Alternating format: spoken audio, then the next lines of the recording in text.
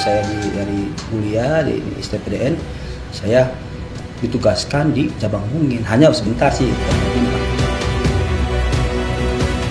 Kan selain tadi petugas pemadam menyelamatkan warga untuk mengevakuasi atau penyelamatan terhadap hewan-hewan liar. Dan juga ada hewan-hewan berbisa, Pak.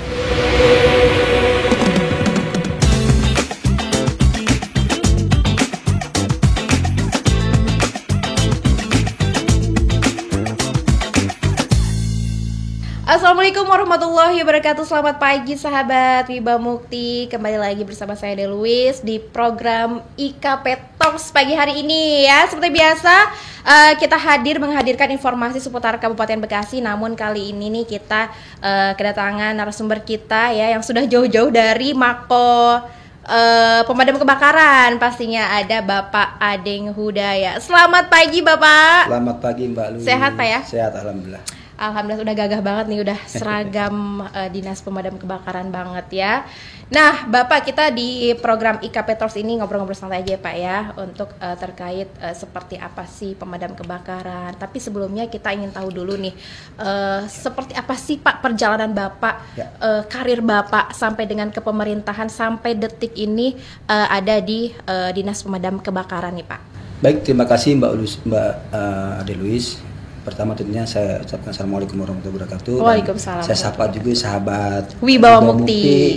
Assalamualaikum warahmatullahi wabarakatuh. Waalaikumsalam. Perlu kami informasikan Mbak Adeluis bahwa saya tugas di Bekasi ini sudah hampir 25 tahun ya. 25 tahun? 25 tahun, dari tahun 99 Mbak Adeluis. Jadi saya lulus kuliah di tahun 99. Saat itu masih Pemda lama tentunya ya. Pemda lama di Kota Bekasi. Di tahun 2004 kalau nggak salah kita pindah ke Sukamahi Kabupaten. Dan saat itu masih saya menjabat sebagai staf masih ya di tahun 99 sampai dengan 2005 saya. 2005.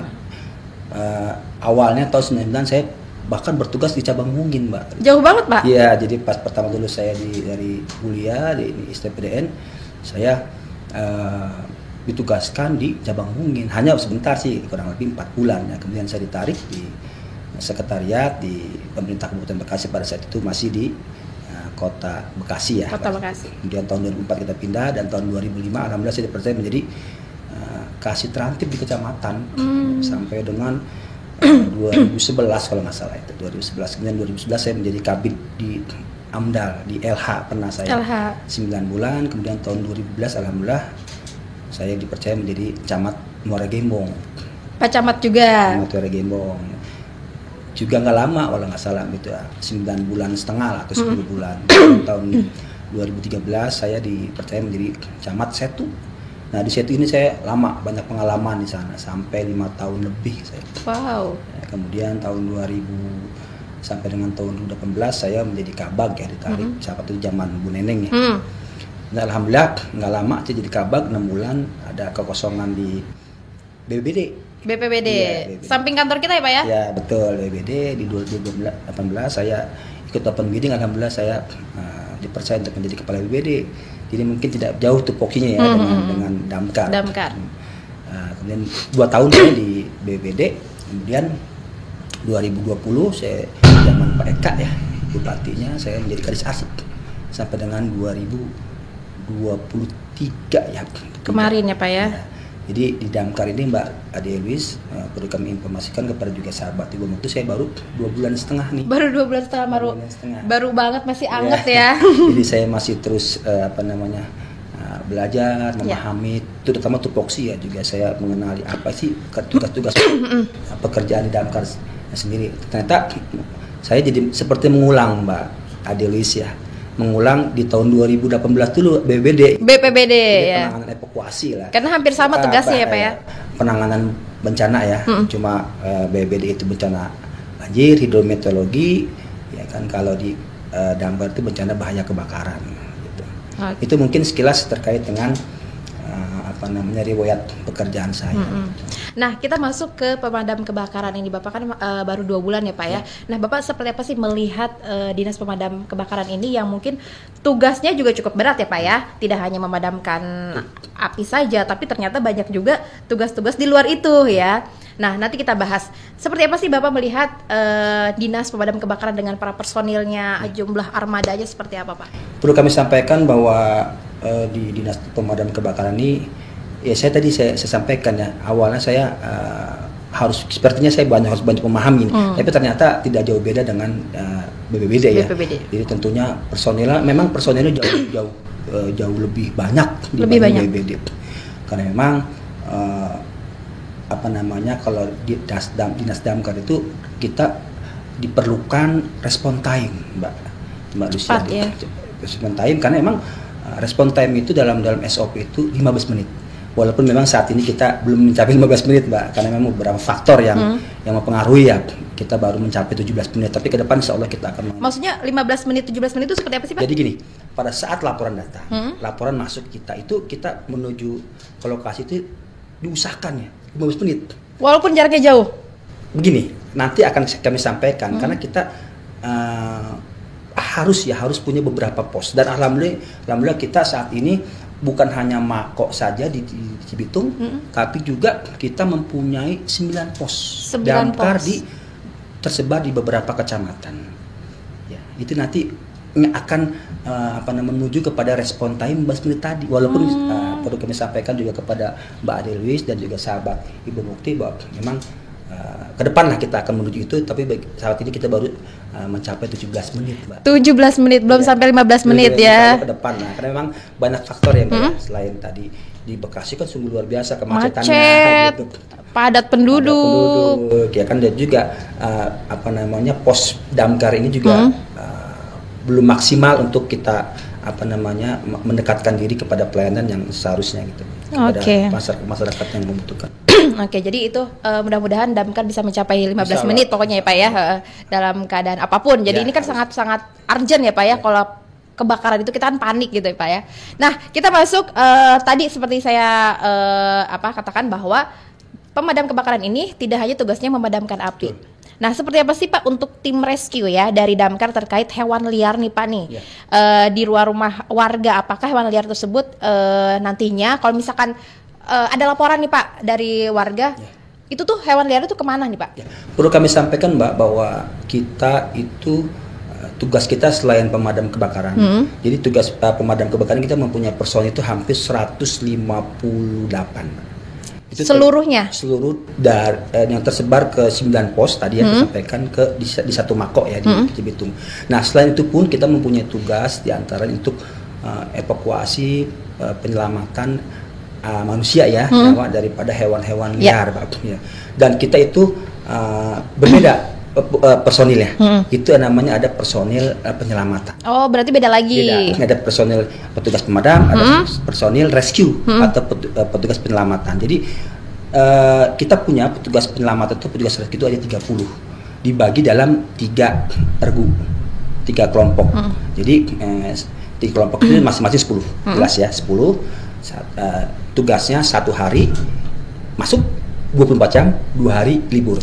Nah, ini yang teman-teman yang 10 orang ini setiap hari ya, berarti kan bergilir ya, 10 hari ini yang akan membantu warga untuk menyelamatkan, selain tadi petugas pemadam, menyelamatkan warga untuk mengevakuasi atau penyelamatan terhadap hewan-hewan liar. Adapun hewan liarnya yang banyak itu kalau nggak salah kemarin saya dapat informasi, karena saya baru 2 bulan ya di tahun 2003 saya baru 2 bulan November dan Desember.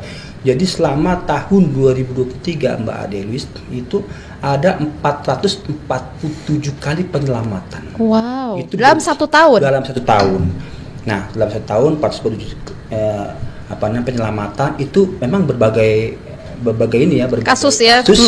Tapi kebanyakan itu evakuasi sarang tawon. Nah, itu dia. Sarang tawon itu umumnya biasanya ada di pohon-pohon ada atap rumah juga ada Pak. Rumah juga ada. Jadi data yang ada 47 kali itu lebih banyak di Tambun Selatan ya, kemudian juga di daerah utara di Sukatani, Sukakarya itu. Jadi banyak laporan. Kemudian juga ada hewan-hewan berbisa, Pak. Hewan ya kobra, kemudian juga ular uring ya. Nah, itu biasanya rumah yang dekat dengan sawah sungai, rumah yang dekat dengan selokan atau sungai. Karena emang apalagi di musim hujan ya, biasanya mungkin tergerus ya, atau kebawa ya, terbawa dengan arus air itu biasanya ya banyak yang menepi di rumah gitu di rumah. Itu takut juga ya kalau ada ular seperti itu ya, apalagi ular yang lain ya Pak ya. Kemudian juga selain juga ada juga Mbak ya kan, yang lucunya lagi ini menjadi tugas kami juga Mbak, karena memang ini udah menjadi kebiasaan ya. Jadi ada seseorang yang cincinnya itu sudah dilepaskan. Itu ada nyeleneh gitu ya Pak ya. Sudah dilepaskan. Aneh-aneh gitu. Sudah dilepaskan. Nah itu juga menjadi tugas kami Mbak, dan kita akan layani karena memang kita juga dalam pengadaan sebelumnya ya, bukan zaman saya. Itu ada kita beri gerinda khusus untuk memotong cincin. Dan tentunya personil yang kami miliki ya punya skill dong, kemampuan, jangan-jangan nanti gerinda tangan yang butuh. Jarinya yang ini jadi itu. Kemudian juga ada beberapa hal lain ya, monyet juga Mbak. Nah ini monyet yang kadang kita juga agak kerepotan ya, karena kita harus pakai jaring. Kalau nggak pakai jaring kita juga. Itu ada juga monyet juga Pak? Ada. Berarti di daerah mana? Daerah ini ya, daerah perkampungan. Tapi mungkin tuh monyet peliharaan kali Pak yang terlepas. Ada juga monyet liar Pak di dekat Muara Gembong sana, di Cabang Bungin lah. Monyet peliharaan juga ada juga. Nah itu bahkan kita di Mako itu ada satu monyet yang kita pelihara gitu ya, hasil dari tangkapan daripada rekan-rekan kita petugas penyelamatan. Nah kalau untuk ular sendiri Pak, nanti itu diserahkan kepada si Pak penangkapan ular kan banyak ular sanca dan lain sebagainya. Kebetulan di kita tuh banyak komunitas juga Mbak, komunitas, dan juga jelas kita kalau misalnya ular ini berbahaya kita akan, atau ular ini seperti ular piton itu kita akan serahkan kepada Balai Konservasi Binatang Liar ya Mbak ya. Tapi kalau ular kobra, kemudian juga ular itu berbisa itu biasanya pada komunitas itu senang juga Mbak. Senang ya. Mereka kadang ketika kita upload di sosmed itu mereka datang untuk meminta kita serahkan.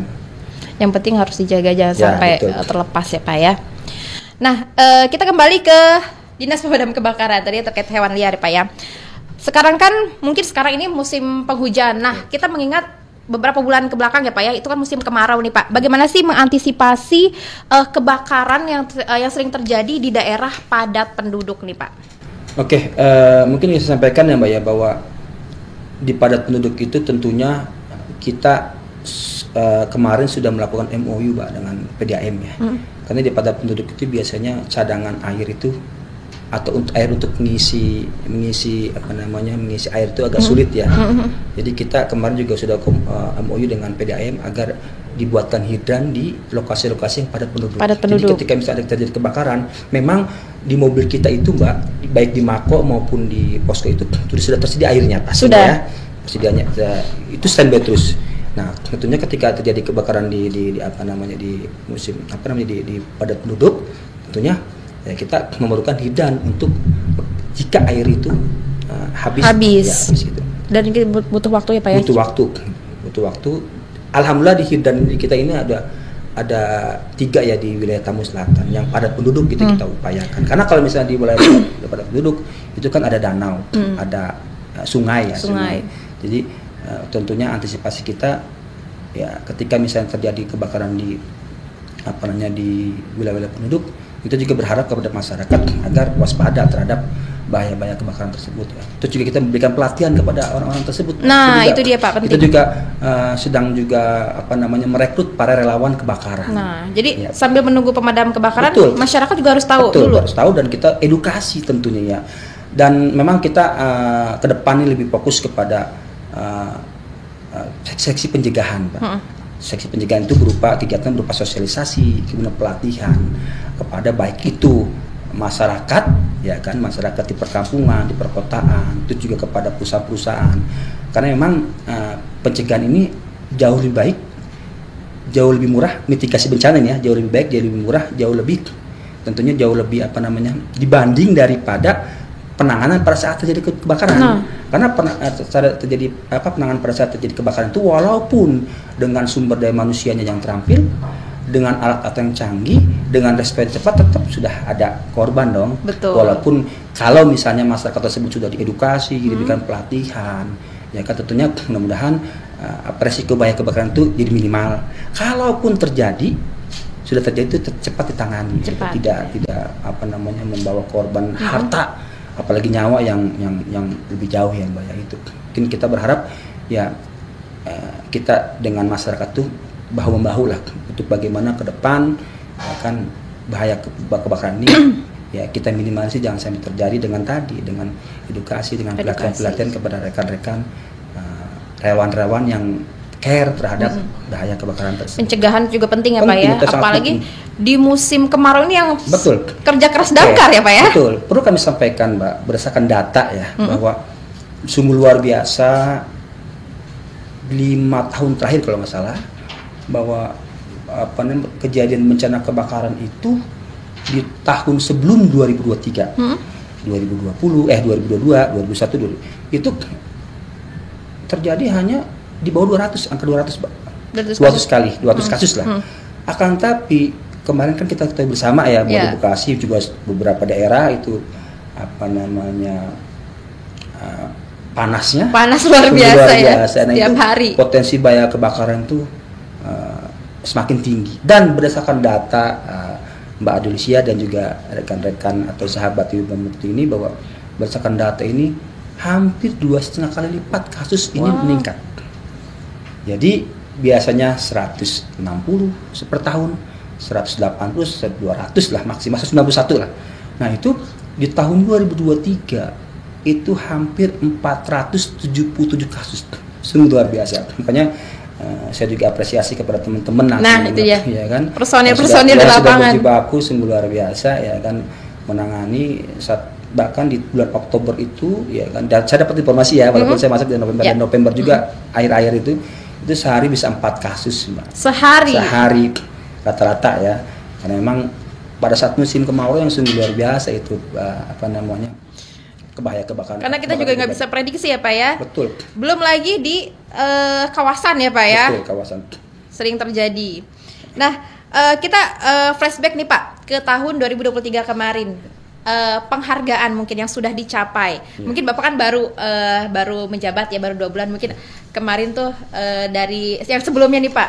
Ada berapa nih penghargaan nih Pak? Luar biasa karena pekerjaannya ini pekerjaan yang bertaruh nyawa gitu ya Pak ya. Mohon maaf ya, saya membuka data bahwa alhamdulillah walaupun memang belum pada tingkat nasional Mbak ya. Nah, nomor 5 Pak. Penghargaan itu ya ini kita di ini Pak diamanatkan juga bahwa kita harus ada target retribusi untuk para para pihak baik itu perusahaan swasta ya kan untuk ketika memasang APK itu ada retribusi. Alhamdulillah kita sesuai target ya mencapai 1 miliar itu kita dapat penghargaan dari Pak Bupati terkait dengan tercapai target retribusi di tahun 2023 tersebut dan kemudian alhamdulillah di tahun 2023 juga kita ada penghargaan daripada inovasi aplikasi terkait dengan masyarakat untuk terkait dengan pemeriksaan dan penilaian APK alat pemadam kebakaran di instansinya. Jadi kita ada aplikasi Mbak yang alhamdulillah berdasarkan penilaian daripada Litbang kita ya kita mendapatkan 10 besar walaupun memang kita belum mencapai 5 besar tapi luar biasa ya Pak ya. Terima kasih Mbak. Itu mungkin baru 2 penghargaan yang saya ketahui ya. Insya Allah ke depan lah. Nah kebetulan juga nanti di tahun ini Mbak, di tahun ini kita ada lomba skill competition di tingkat Provinsi Jawa Barat ya. Provinsi Jawa Barat. Nanti rencananya di awal Februari akan dilaksanakan di Sumedang. Ya itu lomba terkait dengan hasil keterampilan daripada rekan-rekan kita terkait dengan cara pemadaman, kemudian respon time-nya. Jadi nanti kita akan dilombakan di awal Februari dan saya juga mohon doa dari Mbak Ade Luis dan juga sahabat Ibu Mukti bahwa Insya Allah dan damkar mendapatkan hasil yang terbaik. Amin. Dipertahankan dan juga meningkat ya Pak ya. Kalau Mbak kita akan berjuang dan juga kita akan mengirim satu perusahaan Mbak yang pada saat tahun ini itu kita ada skill competition di tingkat kabupaten Mbak, ada kategori perusahaan swasta ya yang juga mendapatkan juara di kabupaten akan kita kirim di tingkat provinsi dan juga di perusahaan swasta ini akan mendapat di tingkat provinsi juga ya. Provinsi. Berarti ini menggandeng juga kawasan ya Pak ya, kerjasama karena kita kan wilayah industri juga ya Pak ya, harus bekerja sama. Harus. untuk mendukung pemerintah juga tentunya betul, ya. betul. Nah kemudian pernah nggak sih Pak Bapak mendapat aduan dari masyarakat nih Pak terkait yang tadi seperti Bapak yang sudah sampaikan cincin, terus ada yang namanya apa sih, anak kecil belum lama itu kena kaleng apa sih Pak, kepalanya terus digunting, terus juga masuk ke pagar besi. Nah itu harus juga melibatkan dinas pemadam kebakaran, mengambil handphone di dalam sumur. Betul. Pokoknya udah macam-macam deh kita lihat di media sosial. Pernah nggak sih Pak? Jadi perlu kami sampaikan bahwa belum lama ini kita ada pengaduan yang sangat dramatis loh. Bukan apa tuh Pak?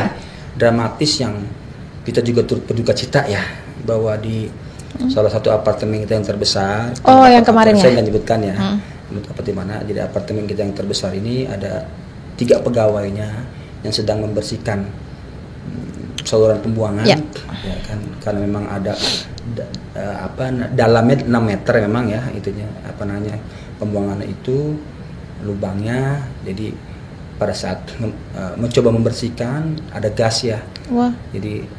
Jadi saling membantu itu, awalnya 1 masuk 2 masuk 3, akhirnya nggak bisa keluar. Akhirnya kita dapat aduan, kita segera meluncur Pak. Jadi itu tim rescue kita ya, tim keselamatan kurang lebih berjumlah 10 orang, dan kebetulan kemarin didampingi oleh Pak Kabid ya, kalau nggak salah itu di sore hari Mas, menjelang maghrib ya. Dan dari 3 orang tersebut 1 orang alhamdulillah bisa diselamatkan ya, yang 2 orang meninggal dunia. Dan itu juga saya berharap juga ke depan ya kepada masyarakat, kalau memang ada masuk ke ke lubang-lubang sumur ya, itu juga harus hati-hati, karena memang banyak sumur atau lubang-lubang pembuangan, saluran pembuangan itu yang mengandung gas Mbak. Jadi harus hati-hati lah, harus menggunakan masker, menggunakan alat yang inilah yang modern lah, agar tidak terjadi kontaminasi terhadap gas beracun. Berarti, jadi kita kemarin ada penyelamatan sangat dramatis ya, karena itu menyangkut nyawa ya kan. Jadi alhamdulillah terevakuasi oleh kami dan juga teman-teman dari Basarnas dan BPD. Ya kemarin kita juga sempat melihat ya Pak ya, beritanya ramai banget. Betul. Juga pokoknya kita antisipasi untuk para petugas dimanapun pekerja ya Pak ya, untuk mengutamakan keselamatan alat-alat penyelamatnya, dan kita juga sebagai penyelamat juga harus memperhatikan juga, jangan sampai kita penyelamat juga nggak dengan didukung itu gitu Pak ya. Dan sampai juga kita juga mau menyelamatkan tapi malah jadi kita yang gitu. Itu juga sudah kita warning kepada teman-teman, utamakan keselamatan kita dulu ya, dengan menggunakan alat-alat yang itulah yang mumpuni lah, yang sudah standar ya Pak ya. Oke, kemudian untuk sosialisasi nih Pak, edukasi. Tadi seperti Bapak yang udah sampaikan bahwa pencegahan penting, edukasi penting, sosialisasinya itu seperti apa sih Pak? Selain menampilkan dinas pemadam kebakaran di setiap acara dinas-dinas. Jadi gini Mbak, tentunya kita menekankan sosialisasi dan edukasi itu selain ke masyarakat juga ke perusahaan-perusahaan, ya kan. Jadi kita berharap semua masyarakat itu teredukasi dengan bagaimana cara pencegahan terhadap kebakaran, jelas tentunya ya. Dan jikalau terjadi kebakaran, bagaimana cara menanganinya. Perlu kami sampaikan bahwa bentuk-bentuk sosialisasi yang sudah kita lakukan ya ini kita pembentukan relawan di tiap-tiap kecamatan ya.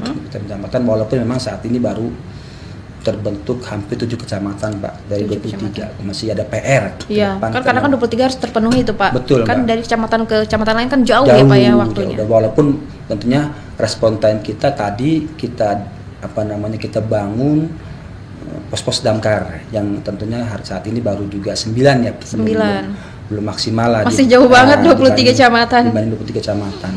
Nah itu tentunya kita berharap ke depan juga bahwa pembentukan relawan kebakaran ini, dan kita juga berharap kepada masyarakat ya agar banyak yang peduli terhadap ini sehingga mereka mau menjadi relawan kebakaran. Itu yang pertama tentunya. Dan yang kedua, nah ini Mbak juga sosialisasi kita ini rutin kita lakukan terhadap warga masyarakat atau warga sekolah ya, siswa-siswi sekolah, karena sangat penting edukasi ini dimulai sejak dini ya kan, dari mulai TK, SD, SMP, SMA, dan bahkan untuk tahun kemarin dan tahun akhir tahun kemarin ini siswa-siswa atau para sekolah ya, sekolah TK dan SD ini yang meminta untuk diadakan edukasi ini, di kita ya itu menunggu sampai waiting listnya 2 bulan, kalau dia mengajukan sekarang berarti 2 bulan lagi. Berarti harus ngantri 2 bulan. Saking banyaknya gitu, saking banyaknya yang siswa-siswa yang sekolah-sekolah ya, sekolah TK SD yang perlu edukasi terkait dengan bahaya kebakaran, dan biasanya mereka tuh sangat happy Mbak ya. Betul. Karena selain edukasi pengetahuan walaupun dengan caranya bermain ya. air. Iya, bermain air. Itu senang sekali mereka, Pak. Senang sekali karena kita itu juga kita naikin ke mobil damkarnya gitu, mereka ya sempat lihat story-nya juga di Dinas Pemadam Kebakaran, anak kecil disemprotin air gitu ya. Berasa pengen ikutan gitu loh Pak, mainan air. Betul, itu juga sosialisasi kepada perumahan jelas ya kan, perumahan ya kan. Tadi perumahan pada penduduk ini penting juga ya. Kawasan ya Pak. Kawasan. Dan tentunya terkait hal ini juga kita membuat himbauan Pak, tentunya dari yang tantangan ini Pak Bupati lah untuk kepada seluruh masyarakat agar ya tadi pencegahan itu lebih penting daripada penanganan betul sekali jadi kebakaran. Nah kemudian di Mako ini Pak atau di pos-pos yang lain, apakah semuanya 24 jam standby atau ada piket-piket? Pembagiannya seperti apa sih Pak? Perlu kami sampaikan, jadi kita itu petugas pemadam terutama nih ya. Tadi kan petugas penyelamatan sudah banyak diulas ya. Jadi kita ada kurang lebih 158 personil, Pak. Ya kan, walaupun perlu kami sampaikan juga kepada Mbak Adelus dan juga sahabat Ibu Mukti bahwa dari jumlah armada ini kita 22 ya. 22 semuanya. 3 itu pendukung. Ada 19 itu mobil pemadam. Ya kan, kemudian juga 3 pendukung, ini ada mobil tangga. Mobil tangga itu kita gunakan pada saat bangunan yang kebakaran bangunan yang terjadi itu yang mempunyai lantai lebih daripada 1, 2, 3 bahkan sampai dengan maksimal 6 lah. Ya. Kan? Nah, kemudian juga ada mobil pendukung lainnya, mobil tangki ya kan 2. Nah, dari 19 ini kita sebetulnya perlu personil itu hampir 342 Mbak. Ya kan. Jadi 158 dengan 342 masih jauh kurang jauh ya. Kurang ya, walaupun ya kita maksimalkan tentunya walaupun dengan kondisi yang ada petugas pemadam itu, tapi kita maksimalkan untuk pelayanan kepada masyarakat. Nah tentunya di Mako ini dari 158 itu ini kita sebar Mbak, kita sebar ke tadi saya sampaikan ada 9 pos. 9 pos damkar dan 1 Mako. Dalam peraturan Permendagri 114 tahun 2018 itu 1 mobil, tadi kan kita punya 19 mobil. 1 mobil itu perlu 18 orang. 1 mobil. 1 mobil. Dengan rincian atau dengan argumen dan alasan. Jadi gini. 1 mobil itu sebetulnya 6 orang. 6 orang. Dalam Permendagri. Tapi kan 6 orang nggak mungkin semuanya sendiri ya.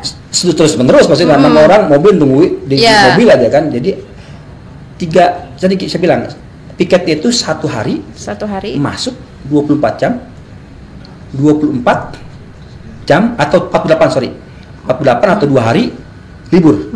Jadi ada peleton 1, peleton 2, peleton 3 ya kan, masing-masing mobil itu peleton 1 orang 6 orang berarti 18 1 mobil. Berarti kan 342 harusnya ya. Tapi karena kita kekurangan personil, tapi tidak menyurutkan kita untuk tetap semangat ya melayani masyarakat terkait dengan kalau terjadi kebakaran. Jadi 1 regu itu ya ada yang 4, ada yang 5, bahkan beberapa regu ada yang 6. Jadi tadi tuh Mbak, jadi 1 kali 24 jam masuk, 2 kali 24 jam libur dengan petugas piket masing-masing pos itu kan masing-masing posnya 1 mobil. Tapi kan 1 regu. 1 regu itu kan tadi saya bilang harusnya SPP-nya 6. Tapi yang terjadi ya 4, 5 atau bahkan ada yang 6 orang memang ada, tapi nggak banyak. Gimana pembagiannya 6 orang itu? 1 supir. Ya kan sebagai operator juga membuka nanti pompa. Kemudian 1 danru ya kan, komandan regu, kemudian juga yang 4 itu untuk pemegang selang dan juga ada cadangan. Kan itu juga harus cepat juga ya Pak ya? Harus cepat juga. Ya walaupun 4 juga sebetulnya cukup ya Mbak ya. Karena memang ya kita cukup saja. Pokoknya kita harus pintar-pintar ya Pak ya? Betul, yang pasti jangan kurang dari 4. Ya. Kalau kurang dari 4 sudah minimal banget itu 4. Sudah minimal banget. Walaupun sebetulnya SOP-nya 6 ya. Alhamdulillah selama ini ya dengan 4 orang itu ya, dengan tadi minimal ya, apalagi yang ada 6 orang itu ya, insya Allah semua bisa tertangani lah, bisa maksimalkan tugas mereka. Jadi gitu Pak. Jadi tugasnya itu masing-masing satu masuk hari 2 kali. Berarti 2 hari libur gitu ya Pak. Semuanya gitu Pak. Semuanya. Semuanya. Jadi, peloton 1 berarti peloton 1 sekitar 50 berapa gitu ya, kan dari 158. Kita sebar tadi ke 9 posko. Tapi nanti ada nggak sih Pak penambahan? Jadi ada nggak sih pemerintah peraturan baru gitu, 1 kecamatan 1 pos gitu loh Pak? Yang pasti begini Mbak, yang pasti kita ke depan harus. Dan alhamdulillahnya bahwa sekarang potensi kebakaran di Kabupaten Bekasi itu lebih banyak di perkotaan, di perkotaan.